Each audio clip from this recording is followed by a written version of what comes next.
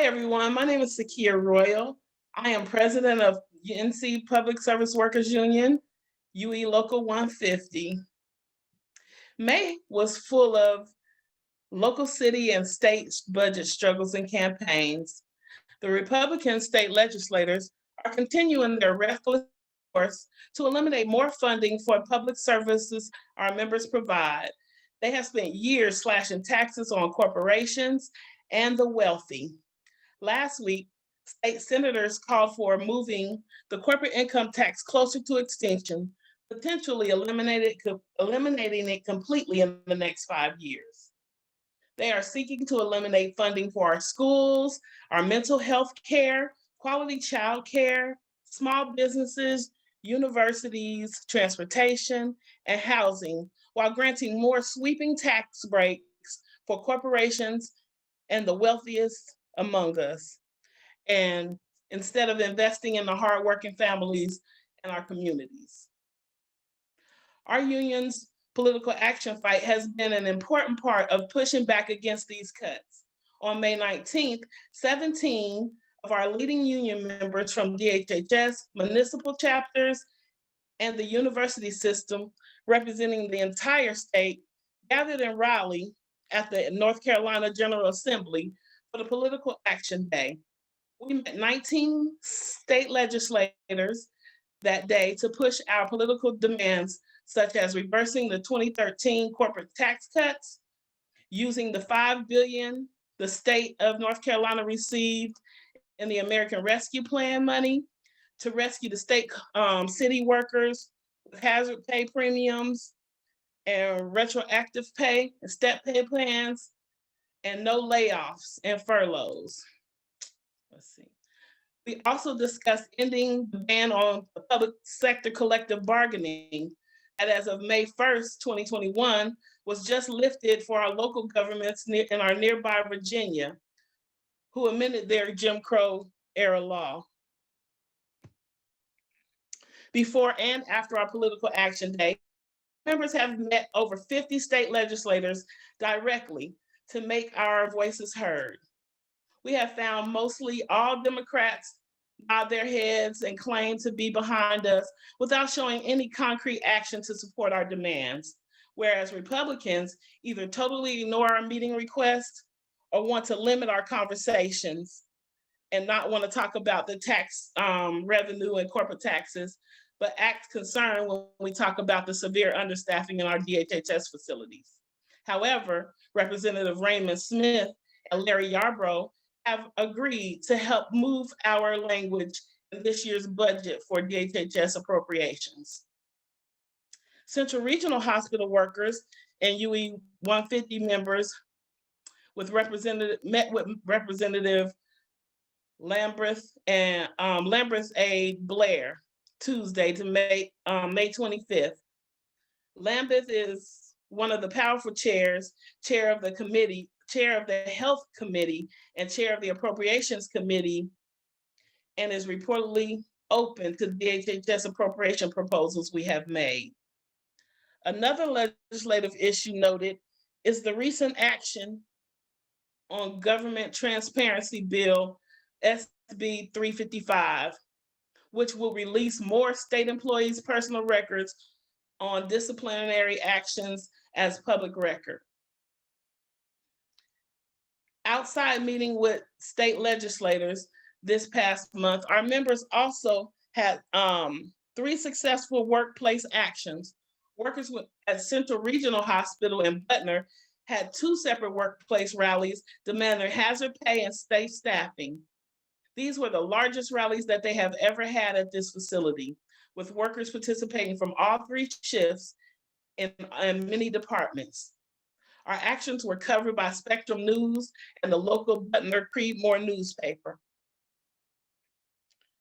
This is large in part due to our newly elected UE 150 chapter leadership, and they're with Dr. Patel as president, Jessica Gazzo as chief steward, Dave Bartholomew as recording secretary, and Pam Roark as our financial secretary. Chapter leaders there also have scheduled a meeting to confer with the hospital director, Robert Carr, and have launched another online petition demanding a centralized staffing system and fairness in the use of mandatory overtime in the red dot system. To help address this small part of the understaffing issues. Meanwhile, patient and staffing ratio were lowered during the pandemic due to decrease in activities, have not yet been returned to normal, safe and staffing levels, despite all activities resuming, putting incredible stress and strain on our frontline techs and nursing staff. Our city workers in Charlotte also hosted a very successful budget campaign press conference with a large turnout at the Water Department General Commerce Division during demanding our hazard pay premium, a fully funded step wage plan program, shift differentials, and more. Local news also covered this and was able to add fire to their meeting with the City Council. We recently heard great news that a new minimum wage for the city workers will be $18.50 an hour. So congratulations to our members. And they have agreed to study and they have agreed to study a shift differential payment and implement that next year. And the light rail workers were also able to secure a back pay hazard premium pay for March 2020 till January 1st. So salute to our leadership and chapter president Dominique Harris, Chief Stewart Craig Brown, and Vice President Chris Barrows, and the recording secretary, Ms. Michelle Dunlap, for their relentless energy. Following these victories, Charlotte chapter is on the verge of launching an aggressive six-month organizing campaign and plans to host a mini organizing blitz in October. In other good news, the city of Greensboro chapter has been in a 4-year battle to win a step pay plan. It has now been confirmed that the city manager and city council and the city leadership are supportive of implementing this budget into the next cycle.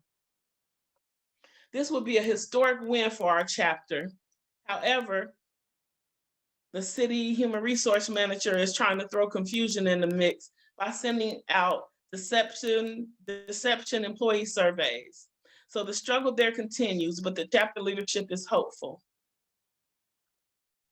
Durham City Workers Union members also had several series of successful meetings with the newly appointed city manager, Wanda Page, and now have established a regular quarterly meet and confer with her. They also have a follow-up meeting with the Human Resource Director, Regina Youngblood, and are advancing their proposals to overhaul the city's grievance process, which supports the Workers' Rights Commission, which is supported by the Workers' Rights Commission. While the city claims that compensation is the #1 issue in this year's budget, after giving workers 0% raise in the last year due to the pandemic, the city's still only planning to a 2% raise and a $1,500 bonus. However, the union has able to secure a 5% hazard premium pay for all of last year, including part-time workers. Our members in UNC system and the UNC Council had a very successful and well-attended UNC Council meeting attended by workers from UNC, North Carolina State, UNC Charlotte, as well as Fayetteville State University in late May. They are pushing forward another UNC Possible campaign, demanding rollbacks the 2013 tax changes, which according to the North Carolina Budget and Tax Center, will provide $2 billion annually to the state budget and also access the rainy day fund. The state of North Carolina government has a $1.2 billion rainy day fund. They are planning many activities, in the summer to help prepare for more actions and widespread recruitment techniques for this fall. And lastly, our national union is gearing up for our national convention to be held this September 19th to the 23rd in Pittsburgh, Pennsylvania. We are planning to send a strong delegation to get ongoing education and participate in the important decision makings of our national union. So let us keep up the struggle and stay the course.